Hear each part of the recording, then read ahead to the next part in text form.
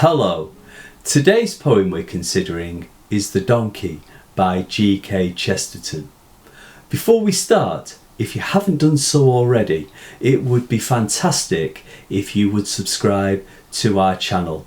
It keeps us going and helps us provide new content for you. So many thanks in advance. I have the poem here, so let's start. When fishes flew and forests walked and figs grew upon thorn, some moments when the moon was blood, then surely I was born. With monstrous head and sickening cry and ears like errant wings, the devil's walking parody on all four-footed things. The tattered outlaw of the earth, of ancient crooked will, starve, scourge, deride me, I am dumb, I keep my secret still. Fools, for I also had my hour, one far fierce hour and sweet. There was a shout about my ears and palms before my feet. This is a really interesting poem in which the world and an important event is described from the point of view of a donkey. The donkey contemplates the moment his species was created. The moment is presented as surreal and frightening, a world of chaos and disorder, when fishes flew, forests walked, and thorns grew figs. When the donkey was created, we are told the moon was blood red, an omen or foreshadowing of terrible things to come. This strange phenomena the donkey describes creates a supernatural mood. In stanza 2, the donkey describes why humans would consider him ugly. With its monstrous head, sickening cry, ears that resemble wings but move singularly rather than together, and an ungainly gait, way of moving. The final two lines in stanza 2 sums up and stresses the donkey's physical failings using hyperbole. The devil's walking parody on all four-footed things. In stanza 3, the donkey broadens his description to how humans treat his kind. He reminds us that donkeys are beasts of burden and, unlike pets, have no one to care for them. Hyperbole is used again to stress this. The tattered outlaw of the earth.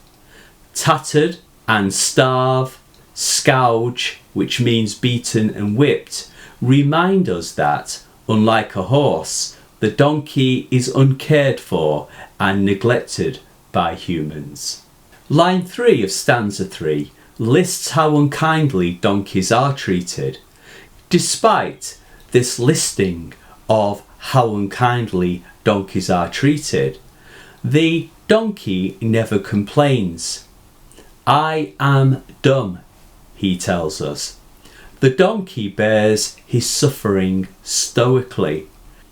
The listing of imperatives, commands, starve, scourge, deride me, suggests the donkey invites and bravely accepts his suffering.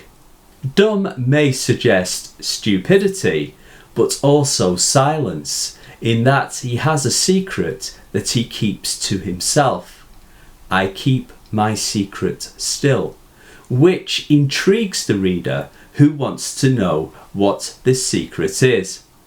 And in stanza 4, we are told. In stanza 4, the tone of the poem changes when the donkey shares his secret. He recalls his role in the Passion, the suffering and death of Christ. The donkey recalls the hour, the moment when he, the lowliest of all beasts, carried Jesus on his back into Jerusalem on what would be called Palm Sunday. There were palms before my feet. The donkey recalls how the city's citizens greeted Jesus by waving palms and placing them on the ground before him as if they were greeting a king. For the donkey, it is a bitter-sweet moment, a fierce hour and sweet, because he knows that the same people who cheer Jesus will turn against him and demand his execution. He derides humans for their fickleness, calling them fools, placing the insult as the first word in the first line of the stanza adds emphasis. In stanza 4, words the donkey says earlier in the poem acquire further significance. Blood red, thorn, a reminder of the crown of thorns. Scourge, a reminder that Jesus was whipped and beaten. Deride now relates to the insults Jesus will receive from the same adoring crowd. In a topsy-turvy, paradoxical manner, when the donkey carries Jesus into Jerusalem, it is for once in its life elevated in status and privileged with this role. But the fierce hour will soon pass, because Jesus will shortly be abused like a beast, a donkey, and suffer death by crucifixion. Consequently, the first 3 stanzas were foreshadowing Jesus' death. Yet Jesus will bear his suffering with dignity and demonstrate the same noble suffering of a donkey. Compared to the shallowness of the loud, braying mob, Christ and the donkey's silent dignity set them apart. This interesting poem is layered with many themes, so let's start unpacking them. Chesterton asks us to reflect on our humanity, or lack of it, in the way we treat others or the defenceless and innocent, such as donkeys and other creatures. Notably, he asks us to position ourselves in the story of Palm Sunday and the Passion and Death of Christ. Where would we be in the scene the donkey of the poem recalls? Undoubtedly as one of the crowd, cheering Jesus one moment, then baying for his blood. Chesterton's imagination and the poem's novelty in the way it tells this New Testament story should not be overlooked. Using anthropomorphism, a technique whereby animals are given human qualities, Chesterton describes the New Testament scene differently, offering a new perspective on events.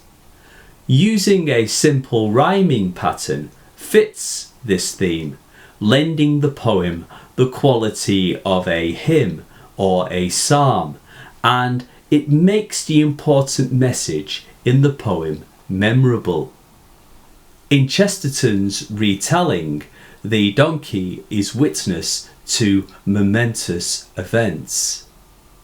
When the donkey recounts the Palm Sunday story, we are unsure whether he is the actual donkey, or is it a shared honour all donkeys hand down generation after generation.